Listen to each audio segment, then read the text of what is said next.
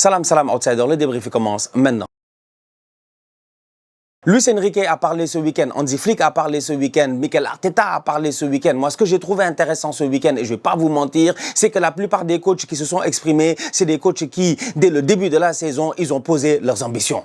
Ils ont posé leurs ambitions. Luis Enrique a posé ses ambitions. Son équipe joue son premier match de la saison à l'extérieur face à Rennes. Le Paris Saint-Germain ne se gère pas. Le Paris Saint-Germain est mené au score. Les supporters du Paris Saint-Germain peuvent, certains, se plaindre en disant que ouais, c'est difficile quand même de temps en temps en Ligue 1 parce que les autres équipes, elles refusent le jeu et tout. Mais la réalité, c'est que c'est vous les champions d'Europe. C'est vous la meilleure équipe d'Europe depuis 2 saisons. Vous avez fait back-to-back et vous êtes sur le point de vouloir faire back-to-back-to-back. Franchement, je vais pas vous mentir, on vous a sur notre dos. Le Paris Saint-Germain est là, ils sont pas là pour rigoler. Donc du coup, c'est normal que le coach Luis Enrique il prenne les choses au sérieux. Hier, ce dimanche, face à Rennes, le PSG en première mi-temps nous a montré des choses peu intéressantes. Des joueurs peu concentrés, beaucoup de ratés, peu d'intensité. Automatiquement, Luis Enrique a pris des décisions. Il a décidé de sortir Vara et Ousmane. C'est grave. C'est grave. C'est grave. Je vais à Barcelone. Non, je quitte Paris, je vais à Barcelone. Je vais chercher Hansi Flick. Avant le match, il vient, il dit, on lui pose la question, où est Baldé? Il dit, Baldé n'est pas sérieux. Non, franchement, il a dit, Baldé n'est pas sérieux. Il a dit, Baldé n'est pas concentré, en fait. Et que Baldé, en ce moment, il est concentré sur d'autres choses que sur le football. Que se passe-t-il avec un joueur comme Baldé, en sachant que João Cancelo est normalement peut-être le titulaire à ce poste-là, que le petit Esparte, on l'a vu en pré-saison, il a été pertinent. Et encore une fois, ce week-end, pour son premier match, il a été pertinent. Donc, du coup, tu sens là un coach qui n'est pas là pour rigoler. Il n'est pas là pour rigoler. Que tu sois formé au club ou pas, que tu sois l'ami de Pedri, de Gavi, de Yamal ou quoi que ce soit, que vous soyez des fashion boys et des TikTok boys, ça ne l'intéresse pas. Ce qui l'intéresse, c'est que sur le terrain, tu te gères. Donc du coup, tu sens cette nouvelle tendance-là. Tu sens cette nouvelle tendance-là. Cette tendance de coach qui ne sont pas là pour rigoler. Cette tendance de coach qui sont là pour prendre les choses sérieuses parce qu'ils savent que chaque année, la compétition, elle devient de plus en plus compliquée. À un moment donné, sincèrement, il faut apprendre du passé. Si tu n'es pas capable d'être constant dans ton jeu, d'être constant dans tes performances, d'être capable de te renouveler par rapport à l'adversité, à un moment donné, tu vas couler. Et ces derniers temps, on a vu pas mal de clubs qui, malheureusement, n'ont pas été capables de s'adapter ou périr. Et c'est ce que font aujourd'hui cette nouvelle génération de coachs-là. Luis Enrique, le premier, il est pas fou, il est pas fou. Il sait très bien que la saison passée, vous-même, vous le savez, on a vu, ça fait 2 saisons que le Paris Saint-Germain joue, ça fait 2 saisons que les boys, c'est à des moments de la saison, au bon moment de la saison, qu'ils se réveillent. C'est pas normal. C'est pas normal. L'année passée, ça a échappé. L'année devant, ça a échappé. Mais imagine que cette année, ça n'échappe pas. Il fait comment le Luis Enrique? Il fait comment le Luis Enrique? Ousmane Dembélé, meilleur joueur, etc. en France, il a même pas joué quoi? 20 matchs? Il a même pas joué 20 matchs. Il était où, Ousmane Ballon d'Or? Même la saison du Ballon d'Or, première partie de saison, il est nul. C'est à partir de janvier, il vient, il nous bluffe. Donc Luis Enrique, peut-être que lui, dans sa tête, il se dit, attends, ça suffit, parce que les boys là, ils sont en mode aléatoire. Jusqu'à présent, ça a bien tourné pour lui. Jusqu'à présent, il a eu les boys dans les meilleurs moments, au bon moment, comme j'ai dit, en Ligue des Champions, au mois de mars, etc., quand tu as besoin d'eux et tout. Mais imagine que les boys ne sont pas au top de leur forme à ce moment-là. Les Ousmane Dembélé, et les Kvaratskhelia, et les Désiré Doué. Qu'est-ce que tu vas faire? Donc c'est important, en fait, dès le début de saison, de mettre les barres sur les T et les points sur les I et de leur dire, oh, les gars, gérez-vous. Et c'est ce qu'a fait Luis Enrique. Il fait un changement, il fait rentrer Ferran Torres, et Ferran Torres se gère. Ça, c'est grave. C'est l'événement du week-end. C'est l'événement du week-end. Ça me fume. Comment Brice Samba, il sort après le match, il dit, ouais, on a de la chance, je sais pas quoi, machin, un champion du monde comme Ferran. Mais comment un champion du monde comme Ferran? Ferran, il est autant champion du monde que nous tous. Il est nul. Tu dis ça, ils vont se fâcher. C'est que nous, on connaît Ferran. On a vécu avec Ferran. On a vécu avec Ferran. Moi, je connais Ferran depuis le temps où il était à Valence. Si Ferran a mis ici des triplés de penalty, je pense, face au Real. Ferran, c'est une légende. Il est parti à City, il a bourlingué, il est revenu au Barça. C'est un tocard. L'année passée, il a fait une grande saison, la saison de sa vie. Il a marqué en finale de Coupe du Monde. Tant mieux pour lui. Mais franchement, faut pas essayer de nous blaguer. Donc, ce qui veut dire que, sincèrement, ce serait pas normal que cette saison, des Ferran Torres viennent prendre la place des Ousmane Dembélé. Il va falloir que les boys ils se réveillent. Et la concurrence est beaucoup plus lourde parce que l'année passée, il n'y avait que Barcola. Il n'y avait que Petit Cola, franchement. Il n'y avait que Petit Cola. Dès que tu as un manque d'énergie, tu viens, tu prends Cola, tu mâches et puis c'est tout. Il rentre sur le terrain, il te traumatise, il accélère, il claque des buts. Didier Deschamps fait la même chose.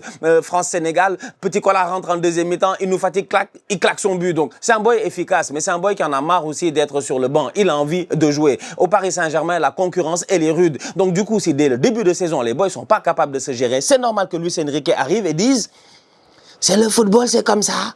Le Paris Saint-Germain n'a rien gagné. » J'aime trop. Si tu penses que ce que tu as gagné, tu vas rien gagner, il n'y a pas de crédit. Tu dois montrer à chaque jour, à chaque match, à chaque entraînement que tu es prêt. Le Paris Saint-Germain a rien gagné. Il a raison. Il a raison, wesh. Il a raison. La réalité du football aujourd'hui, et c'est ce qu'a compris Hansi Flick. C'est pour ça que tout à l'heure je parlais de Baldé. Parce que Hansi Flick à Barcelone, Lamine Yamal, premier match, il vient, il n'est pas dans son match. Il n'est pas dans son match. On connaît Lamine Yamal. C'est pas un joueur mid, c'est pas un joueur moyen. C'est la superstar des superstars en fait dans sa catégorie et même il est hors catégorie. Donc Lamine Yamal, premier match du championnat, on s'attend à ce qu'il me fasse un match à la Rafinha en fait. Beaucoup d'intensité, beaucoup de courses, beaucoup de dribbles, très juste sur le ballon, très juste, je dis bien, dans sa vision du jeu et tout cela. Et en plus de cela, proactif. C'est pas ça qu'on a vu de Lamine Yamal. Hansi Flick aussi, il ne l'a pas vu. Il l'a fait sortir. La concurrence est rude. Là-bas, il n'y avait que Barcola. Cette année, il y a des Gots, je sais pas quoi. Il y a plein de boys pertinents, franchement, au niveau du Paris Saint-Germain. Des Ferran Tokar et puis tout ce qui s'ensuit. Là-bas aussi, il y a des Gordon, il y a des Adeyemi. Donc du coup, en fait, à la fin de la journée, oui, tu es la star, oui, tu es champion du monde, mais les coachs ont besoin de pouvoir compter sur toi à chaque week-end. Maintenant, un joueur de foot, c'est un être humain. Dans une saison, il peut ne pas être en forme toute la saison. Il y en a qui sont en forme toute la saison, ça existe. Mais il y en a aussi qui sont pas en forme toute la saison, tu vois. Donc c'est pas la fin du monde en ce début de championnat. Je pense que le fait que Luis Enrique ou Hansi Flick se fâchent un tout petit peu et qu'ils mettent un peu de pression et qu'ils piquent leurs joueurs, c'est important parce que ça va leur permettre d'être sûr que les gars sont au taquet. Cette saison, elle est très compliquée, je vais pas vous mentir, parce que tout le monde a envie de gagner. Je sais pas, c'est l'année où Pep, il est parti. En fait, on dirait que tout est ouvert. C'est l'année où Pep, il est parti. Donc, tout le monde a envie de performer. Tout le monde a envie de performer. Arsenal, on a envie de performer. On a envie de performer, franchement. Autant l'autre, il peut autant Luis Enrique, il a parlé ce week-end. Autant Hansi Flick, il a fait des choix en parlant sur Baldé, en sortant Lamine Yamal, en faisant certains choix et puis tout cela. Autant d'un autre côté, je vais pas vous mentir sincèrement, à Arsenal, vous nous avez vu, nous, être là en train de flex en disant on est champion. Ça ne nous intéresse même pas. Parce que la réalité de la vie, c'est que c'est comme dans les jeux vidéo, c'est comme dans FIFA. Franchement. C'est-à-dire que chaque année, tu fais ton équipe Ultimate Team. Chaque année, tu es là à faire le malin et tout. Tu te donnes à 200%. Tu arrives au mois de juin. Toutes les cartes, elles ont baissé. Le prix du marché, il a baissé. Ton équipe que tu avais construite qui valait des millions et tu as passé ton temps à faire le trader sur le marché. Et tout cela, elle ne vaut presque plus rien. Et l'année d'après, on change pour passer à une autre année. Et donc, du coup, tu recommences à zéro. C'est ça le football. C'est ça le football réellement. C'est que chaque saison, on recommence à zéro. Donc, ce qui s'est passé avant, franchement, ça n'intéresse que les livres d'histoire, les historiens. Nous, on n'est pas historiens, franchement. On est là, on vit le présent. Donc, cette année, si Arsenal fait les tocards, tout le quartier va se moquer de nous. Liverpool, Chelsea, Manchester United, Manchester City, machin, tout ça. Tout le monde. On n'a pas le droit de faire les tocards. Donc, on n'est pas là en train de frimer. Tu sens cette nouvelle mentalité-là.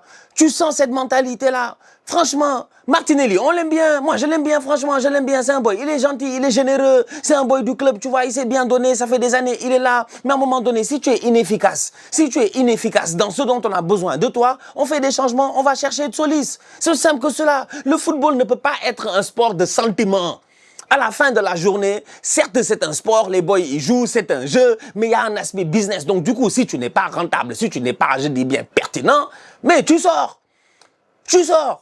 Donc c'est comme ça que ça doit fonctionner. C'est comme ça que ça doit fonctionner dans tous les clubs. Et tu sens cette mentalité-là en ce début de saison. Arsenal, moi j'ai aimé. On a gagné la Community Shield. On n'en a pas fait un fromage. On a gagné le championnat l'année passée. On a fêté tranquille. On n'a pas fait un fromage. On n'en a pas fait un fromage aussi cette saison. Franchement, on n'est pas là pour faire du fromage. Je vais pas vous mentir. En toute honnêteté, on est là, on est sérieux, on est focus. Ce qu'on a envie, c'est de faire des dommages.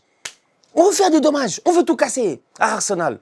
Donc tu sens cette mentalité-là. Et ça, c'est important. Donc franchement, je ne vais pas vous mentir. Ce week-end, moi, j'ai vu pas mal de tendances super intéressantes dans ces clubs-là. Et je me suis dit, tiens, il y aura pas, la concurrence sera rude dans ces clubs, Arsenal, Paris, Barcelone et puis tout. Et si tu n'es pas performant, en fait, tu risques d'aller sur le banc parce qu'il y a des boys sur le terrain, sur le banc, qui ont envie de jouer. Donc à suivre, franchement, à suivre. Maintenant, il y a un club où il y avait des boys ce week-end, ils ont rien foutu, ils étaient sur le terrain, ils sont pas sortis. Mais là, c'est normal. C'est parce que José est en train de négocier. Il négocie. José est dans la négociation. Mais bientôt, ça va changer là-bas. La famille, on se capte très bientôt pour une nouvelle vidéo. D'ici là, on continue à liker, on continue à partager. On s'abonne, on s'abonne, on s'abonne. On est ensemble, on reste en santé. Toujours le plus important. Tous outsiders.